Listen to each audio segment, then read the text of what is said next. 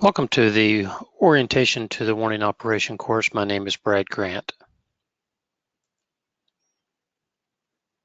The 2019-2022 National Weather Service Strategic Plan includes a statement ensuring the safety of our citizens by providing the best observations, forecasts, and warnings. Issuing warnings is one of our critical missions, and the Warning Operation course directly addresses how to issue warnings. The WOC performance objectives directly address some of the GS 5 through 12 competencies. Dimension number 2, if you look close at that, talks about generation of forecast outlooks, watches, and/or warnings. And some of the skills involved in this are diagnosing the environment to adjust and assess forecasts and issue appropriate outlooks, watches, and warnings within the collaborative interoffice framework. What we do in WOC is support learning and development needs for 122 WFOs and national centers. This is approximately 2,000 meteorologists and/or hydrologists from places like Hawaii to Puerto Rico. We focus on warning decision-making in WOC, and there's essentially 3 big elements. There's integrating science, technology, and the human factors. WOC is in the middle part of the performance pyramid and really comes under the area of applications to provide services. It builds upon the foundational knowledge in the radar and application course, and is also important to include seasonal readiness to provide the learning goal of a results-driven optimum performance. The way we do WOC is it's a blended approach with web-based modules, instructor-led webinars, forecast challenge, which is a gamified activity, and WES simulations. The way we do WOC is we focus on transfer learning to performance. Within the learning landscape model, there's 3 basic channels to get to the overall goal of learning outcomes. We do learning by providing and attending the learner to the appropriate information that is needed, and then we create engagement and understanding by providing on-the-job learning aids to support remembering, prompting, and the goal, again, is to have optimum warning forecast performance on an individual basis and also for the organization. The content has evolved considerably from the early 2000s, where the required warning inputs were essentially things like next-red radar and synoptic analysis, to the point where it is today, where you have a plethora of data inputs to the warning decision-making process. Here's a table showing the instructional design layout of the WOC Severe and Core curricula. You can see the columns and the various instructional components from core decision-making, and then as you move to the right, the Severe curriculum. The total hours are contained down at the bottom of the column, and the cells in green represent some of the newer modules. It's required that you take at least one of the WES simulations that are provided, and you must attend at least one of the severe ILTs offered in one forecast challenge debrief to receive a WOC Severe completion certification. In addition to completing all the online modules, there's no optional modules. In the core decision making, you must complete all the modules, including 3 root cause analysis assignments. All of the courses are accessed via the NOAA CLC. You basically request the curriculum, and then you open it and you progress through the course on your own, including signing up and registering for the ILTs. The WOC Severe Forecast Challenge is a required part of the WOC Severe course, and it runs from May 5th to June 29th. Each week, the forecaster must issue at least 2 forecasts per week for at least 3 of the 8 weeks. You will receive feedback on at least one of your discussions if you click the radio button on the forecast challenge entry page. A forecast discussion includes a list of the ingredients for severe weather and expected storm type. You must attend at least one of the debrief sessions. These webinars focus on the forecast issue for the day and an interesting severe weather event.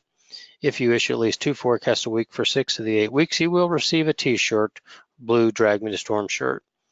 Top 3 finishers also receive a plaque rewarding for the recognition of their hard work and their excellence in forecasting. Additional information and details showing the brand new Forecast Challenge interface is available on this YouTube video. The best ways to do WOC is to interleave core and severe lessons and under learning at regular intervals. This avoids overwhelming the learner and maximizing the learning loss from memory. So space learning over time to maximize learning, limit to 2 to 3 modules a week, and facilitate the learning by reviewing and applying building contextual alignments with your SUE. These are things like looking at some of the information contained in the modules and building workplace cues so that you can use these on the job. The best way to do WOC is to make training transfer actions a very high priority. The effects of the forgetting curve are maximized within 2 to 3 weeks after training. So these are where training transfer actions are needed. Now these factors have been determined from research by Broad and Newstrom and Broad in 2005, who was a collaborator for our first warning operation course. The research indicates that for effective performance, requires much more than knowledge and skills. All 6 of these factors listed in the table shown here are necessary to support full performance. For the specific performance requirement, National Weather Service forecasters making accurate and timely warning decisions, for example, there are 3 main partner groups. There's instructors, which include training designers and facilitators, students, which are the learners and performers, and then the managers, which are the MICs and also people like senior executives, supervisors. The red circles show which stakeholder group is responsible for making sure each factor is in place. To elaborate on the factors, which are adapted by Dr. Broad, Rumler, and Brosh, individual capability are things like the physical, mental, and emotional capacity, and also experience factors in here.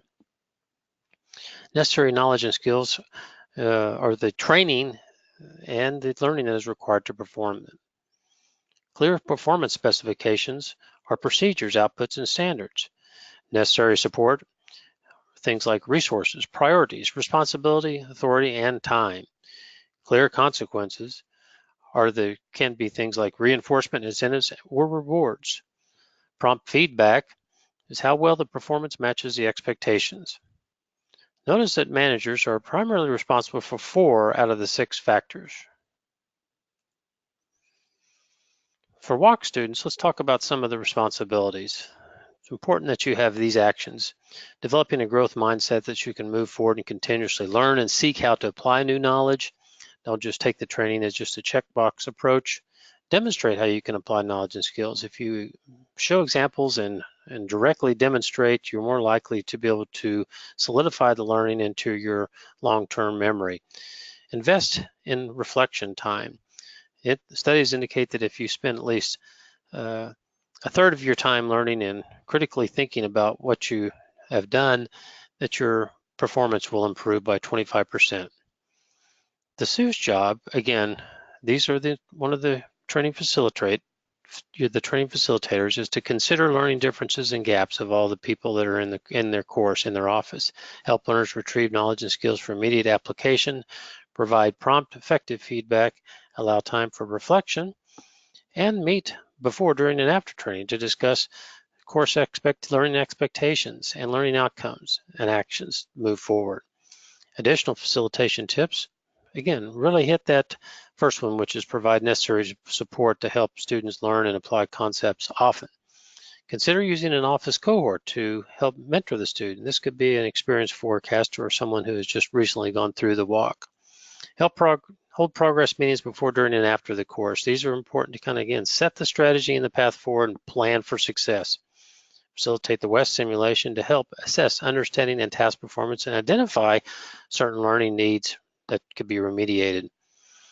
There are specific barriers that we know about from the research. These are things like lack of reinforcement on the job, difficulties in the work environment, non-supportive organizational climate, and other things. I won't read the entire list.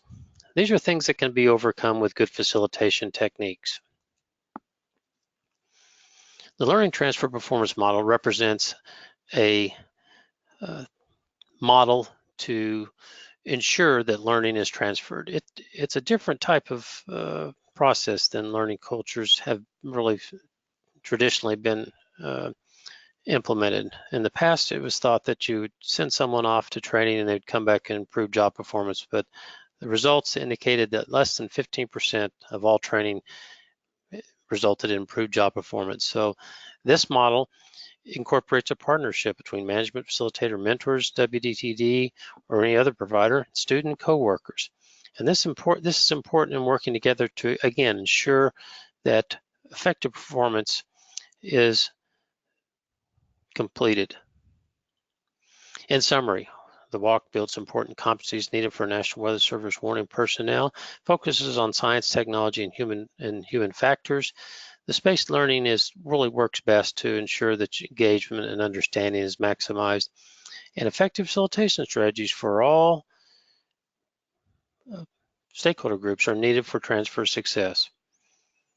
Here are some of the help mechanisms if you have a question or need something to help you go through the warning operation course. And here's my contact information. You can contact me in my office or my mobile number. Thank you for your time and attention, and good luck in the warning operation course.